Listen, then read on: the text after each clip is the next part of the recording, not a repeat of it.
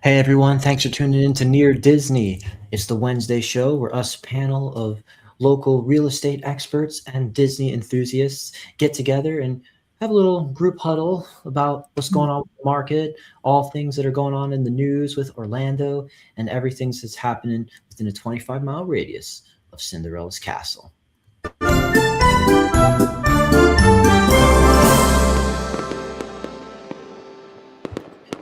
Near Disney in lowercase. So we got uppercase. Exciting news for you today to talk about. As you're tuning in, let's feel free to say hi in the chat or the comments section while we're live, and we'll introduce ourselves as well. If you ever have any questions while the show's going, feel free to chime in. We'll try to share our expertise with you or make a note to get back to you at the very least. But I'm Elijah Lewis with Florida and Motion Realty here on Near Disney. Call me the Prince of Real Estate. And in the square beside me. Hey everyone, I'm Virginia Carlson, also with Florida and Motion Realty, and I am Cinderella here with our Near Disney team. Thanks for joining us tonight. Awesome. And of course, first note, we're going to remind you, we're not just near to Disney, we're of course near to Universal as well. And if you believe it, that Halloween Horror Nights is already gearing up. I think it's like, in a week or so. That you're going to be able to start that experience. I mean, they put so much into it. Let's say August 28th through November 1st. So I feel like it used to be kind of like late September into the end of October. And now it's like, all of September and some of August now. Right.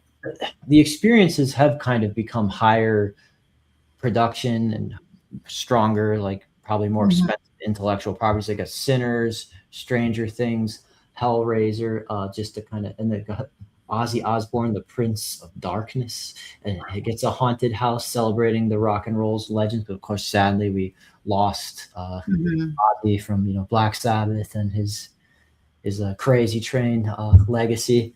Yes, that's of course duly missed, or maybe just you watched him on TV on the Osbournes. Yeah, exactly. So that's I guess that's cool. The lineup for Halloween Horror Nights is going, and I've seen some people already, influencers who I know who are all about the park life, getting super excited and getting a sneak look at it. So that's cool. And but not just near to Disney, not just near to Universal, but also near to SeaWorld. You found something cool going on with them. What's all this shiny lights about? Yeah, so this is called the Electric Ocean. It's actually been going on since June, but it will run through September 7th. So you still have almost a month to go check this out. And this is when the sun sets, the park transforms into a vibrant world of music and lights and nighttime excitement during the evening. And it's got dance parties and Club Sea Glow, Hydro Surge, and of course the fireworks every night. But it just kind of is a way to extend your time at the park. You don't have to buy an extra ticket for it or anything. You just stay later, and the park kind of transforms into what they're calling the Electric Ocean. So kind of a cool event to check out, just something different in the evenings that they're doing for the summer months. So just wanted to let everyone know that it's still going on. Oh, and they also have a special menu during this time with really cool, appetizers and drinks and entrees that you can buy throughout the park. So they've kind of just upped the experience for the evening time. So awesome. Well, yeah, so SeaWorld.com, you can check that as well. Electric Eats. Now, I don't know. Yeah. Electric cocktails. Everything's electric. It's electric. Yeah. Exactly. There was a song. Yes. Yes, we know. But yeah, so I will say definitely go check that out. And sounds like the aquatic animals basically become the Blue Man Group after dark. Kind of like a night at the museum kind of thing. Yeah, exactly. Yeah, so just some cool things to do other than the typical fireworks. So anyway. Awesome. Yeah. And of course, I just want to check that stuff like that is going on. In fact, later we're going to try to stay tuned. We're going to try to like have a comparison between the amazing like outdoor venues that are free to get into in the near Disney area, and you can weigh in on your favorite between Disney Springs, Universal City Walk, and Sunset Walk, Margaritaville. We'll bring that up, but there's like all the kind of fun things that you got that continue to attract people to Florida as just being part of your lifestyle. Like every day is a staycation when you get the keys handed to you here. So just a little update on the data here. More than 200,000 people transferred out-of-state driver's licenses to Florida in the first half of 2026, the highest first half total since 2023, kind of just from when the pandemic era finally started to cool off. And yeah, we saw a lot of people coming here during the pandemic because we were a little more easy to continue, easy to stay open and easy to continue and enjoy the lifestyle. But New York sent the most newcomers, so I'm not surprised because it's from firsthand experience we're doing house showings and people telling us where they're from.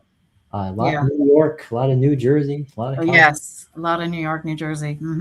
While Miami-Dade drew the largest number. So okay, like so some people enjoying South Florida as well, but many people still, enjoying Central. A lot of people buying two properties.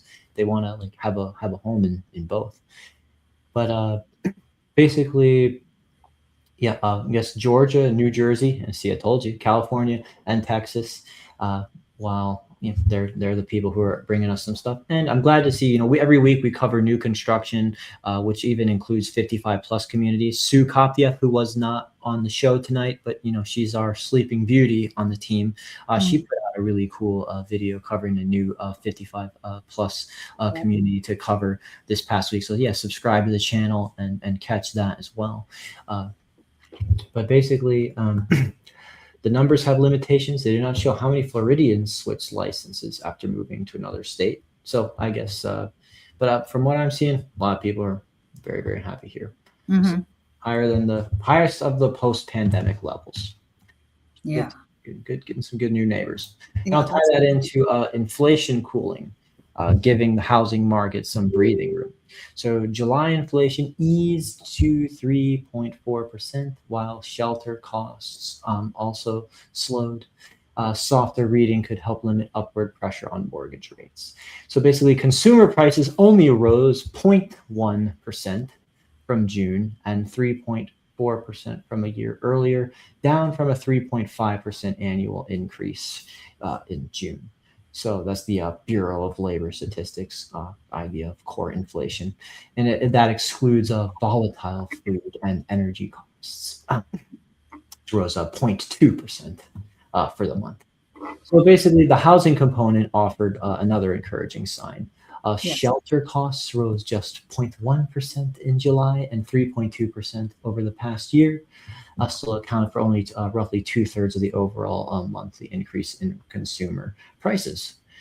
So it's basically, we're just happy that the inflation on fire that we were, I was blowing our minds for a while has kind of eased off a little bit. I did get an encouraging mortgage update as well from Sol Nicoletti, who we've had on the channel as well to talk about lending possibilities. She said that she also verified that the inflation rate increased, that only 0.1%, and the annual rate easing slightly. The current mortgage rates, if you're interested, conventional 6.5% to 7.1%, jumbo 6.25 to 7%, FHA, VA 6% to 6.75%.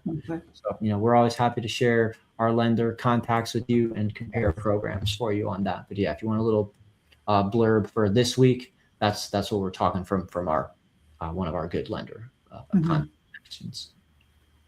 And speaking of which, you wanted to tie things over to what's entails for what people need to know about mortgage approval. Yeah. So again, look, we're always trying to help everyone out by giving all of our mortgage information and our lender information. So some things to think about before you're getting into the process of obtaining a mortgage. The 4 C's of mortgage approval. Things you want to look into before you start the process. Number one being the capacity, your income and debts. Obviously, you want to have all of your finances in order to present to the lender so they can see where you are and everything about your income and your debts. You have the collateral, which is the second C, your the home's value. So you want to look at what we can get for the home, or the new home, and what you're looking into buying. Obviously, you want to look at your credit history, and your score. Those are very important things. And we've also said this on the show before too, when you're looking into getting a mortgage, to not incur, like, don't open a new credit card, don't go buy a new car, things like that. You want to just kind of try to avoid any kind of new credit issues. And then your capital, your savings, and your assets. And knowing what your lenders look for will help you prepare for applying for a home loan. So it's just best to have everything, all your ducks in a row.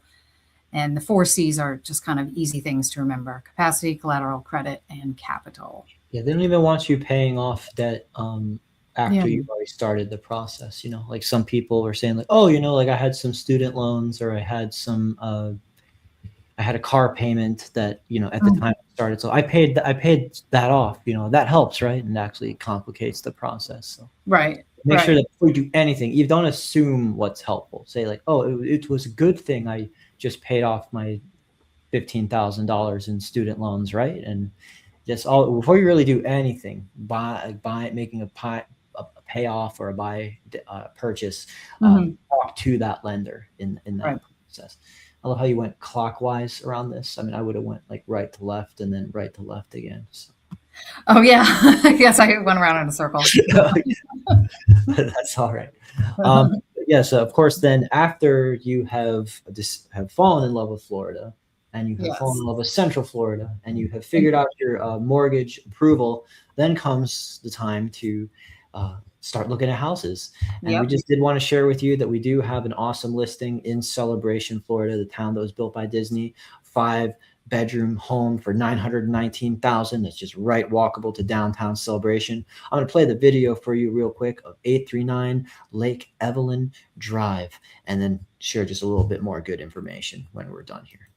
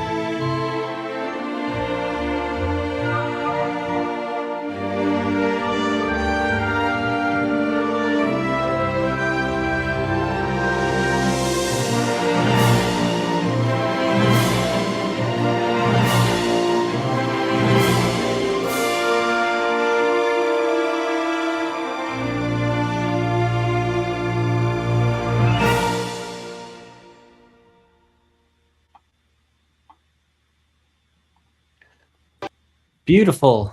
So Yes. yeah, what's special about this place is it's 5 bedrooms, has a bedroom on the first floor, has these beautiful contemporary finishes. And in fact, this room that we're going into here, that was an addition made to the home that was, of course, permitted. So it's not even counted as another bedroom, just this whole other space that could be used for office or home gym or playroom like they had, because they had a lot of kids. Part of why they're moving. Just family kept getting bigger. And you love to see these, like, big size primary bedrooms, easily fit the king. Oh, I'll put even a little office and desk in there. So finishes like this for 5 bedroom, just walkable to downtown Celebration. And extra closet space, good storage there. So I mean, for that location and that bed count and these finishes, this is a good opportunity to definitely give us a call about for getting at 919,000. And those trees have bloomed and become so much more beautiful Yes. since this video was recorded. Yeah, I mean that's it right there. I mean, there's that sidewalk. You see that sidewalk path is going around the lake, and there's like this little wooded trail right at all the colorful buildings on the other side of that. That's just downtown Celebration right there. Oh yeah, it looks like our 1950s idyllic dreams, nice safe neighborhood, shops and restaurants, dollhouse town. Like it's awesome. So Yeah. if that sounds interesting to you, yeah, definitely get in touch with us. My phone number's on the screen. I would love to be able to show you or anyone you know that we got good listings here. We don't just cover the news. We got the homes to show you. Absolutely. Beautiful. Let's see what else is in the news here. Oh, of course. So, I mean, you always see these on people's cars, on people's refrigerators, the various Walt Disney World annual pass holder magnets. And you know what? Like, they always send me, like, I just never took the time to get a special one that I wanted. I always just took whatever they sent me, and it would be like the most boring one, like just Mickey Mouse or something, not even Donald or something. And but there's people I see driving by that have the coolest random characters I didn't even know you could get as your Disney annual pass holder decal. And if that matters to you, don't miss out on making sure they send you the one that you want, because now they got Kermit the Frog. He's playing singing Rainbow Connection for you. Exactly. And so basically Hollywood Studios, these people went from blogmickey.com, who does some great coverage of just everything to do with every Disney park and attraction. And I guess they said that typically annual pass holder mag distributors are at Epcot or Animal Kingdom. So they wanted to see what the Hollywood Studios setup would be like. And so basically they did a walkthrough to get Kermit, and they give you like these step-by-step instructions for how to get the one that you want. Cool. So that's fun just to know that you can get those options, get and have a cast member verify your photo ID and status, and they'll get you something good. It's all about the flair. That's why people are into the Disney pins. But definitely let us know if you are watching and you are or have ever been a Disney annual pass holder. What character is on your decal? And where do you put it? Is it on your car? Is it on your fridge? Is it in some place that I don't even remember sticks to, like your laptop or something? That'd be cool. What Disney character do you have for your pass holder? Yeah, I'd like to know. Yeah, there's so many, and sometimes you see cars that have like 10 of them on there, all different characters too. Yeah, God, how big is that family? Yeah, I know. Sometimes you see like the stick figure families on the back of the car. Yeah. And then they'll have some wise guy who's got like a T-Rex or a Godzilla. Like, I know, right? Like eating. Like, no. Yeah. Nice. In other news, this is a project we've covered a few times. That is just sometimes we worry that these things become pipe dreams. You see a lot of like AI renderings for what could be cool ideas, or just committees need to vote and eventually it dies. But this idea of the canopy project for for that under the freeway. Yeah, it's pretty cool. It got final approval as of like a couple hours ago of this article being published. The Orlando city leaders have given final approval for the canopy, proposed 10-acre public space under Interstate 4 in downtown Orlando, with construction expected to begin within 60 days. Nice. So it will transform the underused space beneath I-4 into a community destination, like you can see here, with all kinds of spaces for people to do events and to sell art and little walking trails, multimodal connections, and even more parking that's always needed. There's never enough. community programming. So basically, it's finally here, and we look forward to hosting you," said Shan Rose, District 5 Commissioner for City of Orlando. So that's really cool. I mean, that I love that we were just seeing there. So Yeah, that's exciting. so yeah, if you're interested in the canopy, or if there's certain like component, or you have any scoop on it, let us know as well. Yeah. Let me see, what else do I have here for us? We're getting a 20-minute mark. I think we can just kind of dive into our fun little comparison that I was Oh talking yeah, about. this is good. We're near Disney, we're near SeaWorld, we're near Universal. There's all these places have components that are like these outside outlet mall areas that just you go into these places and you can just walk around and do all kinds of shopping, and these places have theaters, they have gift shops. So let us know what's your vote. Is it City Walk? Is it Disney Springs? Is it Sunset Walk, Margaritaville? That one might have a little trouble competing, but and Yeah. because Fun Spot had Game Time, that was like this cool like like Dave and Buster's Chuck E. Cheese arcade. Hmm. Then Disney Springs just opened its brand new arcade space. It's kind of like escape room activities, like leaning towards adults. So they've Yeah. really up up the ante there. But yes, Universal City Walk is just beautiful and full of fun. It's got the Disney Springs has the House of Blues, where they Right. put on some really cool shows, and Universal has Hard Rock Live at Hmm. at the City Walk, and they both get good acts. That both I've seen some great concerts and some great performers at both of them, and Hmm. both have a lot of lively energy. They both have a great offerings of restaurants, like, things to do. Like I think you can do karaoke pretty well at Universal City Walk. I don't. Is there like a go-to karaoke spot at Disney Springs? I I I know. don't. I don't think so. I don't know that I've unless like some of the restaurants might do it as a one-off, but I don't know that there's a dedicated karaoke space. The Edison does like burlesque dance, like 1920s like flapper kind of shows. Yeah, yeah, yeah, yeah. That restaurant, yeah, but it's good. And of course, Margaritaville is a restaurant, not just a resort living place at where they've got like the Jimmy Buffett like a water plane there. Mhm, mhm. Everything's got gift shops. So yeah, let us know if you've got a favorite between Yeah. those. And then of course, Sunset Walk also doing Halloween stuff. They've got Halloween stores. Their movie. Let's see. Disney Springs, I think they all have dinner theater, or at least Disney Springs has the AMC dining, Yeah, and Sunset Walk has um, the Studio the Movie Grill. studio movie grill Yep. dining.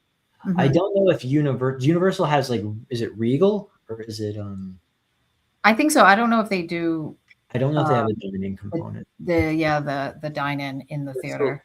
great large screens and good. Mhm. I've seen some, plenty of good movies there. They got a bubblegum shrimp too, right? Yeah. Play Forrest Gump all the time. Like Yep. that's cool. And yeah, to see Sunset Walk, it's got a candy shop. It's right by the Island H2O water park. It's got the really good Mexican restaurant, El Jefe's. So Mhm. it's got a Brazilian steakhouse. It's got a K pot for Korean barbecue. So hey, there's just all kinds of stuff. And I think that downtown Celebration, where our office is, there's tons of shops and restaurants down there. So that's Mhm. just what's so cool. Just there's just within just easy driving distance. All these places just have a day. The Millennium Mall, Florida Mall, and I think we're going to continue to cover, of course, the Ovation. It's going to be like this outlet's going to be right across from Celebration, Yeah. where They've like started, demolishing the old resort, so yeah, the dilapidated resort Mhm. and hotel spaces that were just literally like just doing nothing. And so now it's Right. awesome space that will, I mean, especially like Yeah. if you want a house like Lake Evelyn, like the one we just played, 839 Lake Evelyn Drive, like the property Mhm. values wouldn't just factor in being close to downtown Celebration where it's walkable, but like that 3 to 5 minute drive to like something like Ovation coming across the street. So Yeah, I mean, it's super close. It's going to be amazing. just celebration in itself as a community will probably become even more valuable or interesting as a community for that being offered there. And of course, once all that's opened, we're going to have the branded microphones going in there all the time, recording 100 videos, telling you all about it, and interviewing every business owner like we've done. So that's the kind of content we always have here when you hit the subscribe button. And give us a like. Super helps us to extend our reach to more people, tell them what's happening near Disney. Yeah. So I think that's all that we had here today. If you want to just like read your phone number out for anyone who's just listening on the podcast format.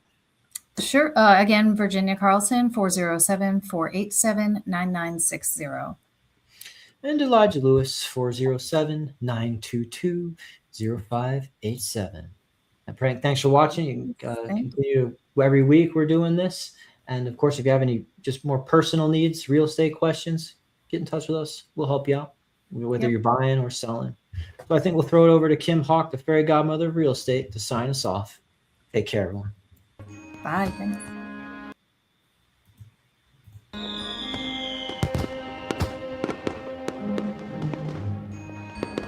Make sure that you subscribe and like so that we can continue to give you up-to-date information on all things that are going around the 25-mile radius of Cinderella's castle, because this is truly a magical place to live.